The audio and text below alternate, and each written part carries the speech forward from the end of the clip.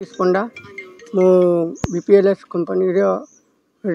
security काम रे duty करूथली नदी रे मोबाइल के देखो नदी रे ड्यूटी करूथली राति 3टा ରୁ 4टा मध्य पानी आसबारू से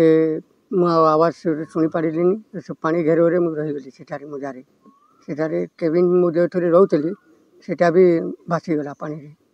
राति सारा सेठी सोइतलो राति रे मु सेते ड्यूटी करूथली राति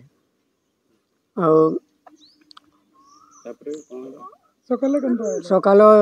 मोटारे एमडी सार को फोन कली से फारेस्ट डाकिले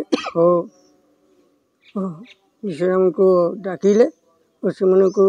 ये करके मते पानी रो बाहर कर तो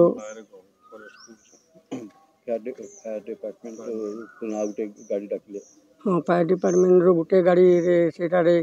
बोट नथबारु आउटे फायर डिपार्टमेंट को डाकिले और से बोट रे साहाय्य रे मते नदी से पार कर फायर डिपार्टमेंट कोन कहिबे फायर डिपार्टमेंट मते साहाय्य करितबारु तांको धन्यवाद जनाउछि तो आज जो घटना जो उद्धार हेले किंतु सबुठ बड़ प्रश्न होची एवढा घटना केमती घटला एवं केमती रहितला पूरा सर्च ऑपरेशन बा कोन पूरा घटना देखि मो आईसीएफओ लोकेश्वर पटेल सकाल 5:30 आम गोटे लोक नदी भितर रही जाइबार खबर पाई संगे संगे सेकेंड टर्न आउट गाड़ी और स्टाफ नहीं आम घटनास्थल पहुँची घटनास्थल बिलईगढ़ निकटने थिबा चेक डैम तैयारी होउथिला से जड़े लोक माने असित कुमार पंडा बोली जड़े लोक सिक्यूरीटी गार्ड हिसाब से काम करते से राति सारा से ड्यूटी करते राति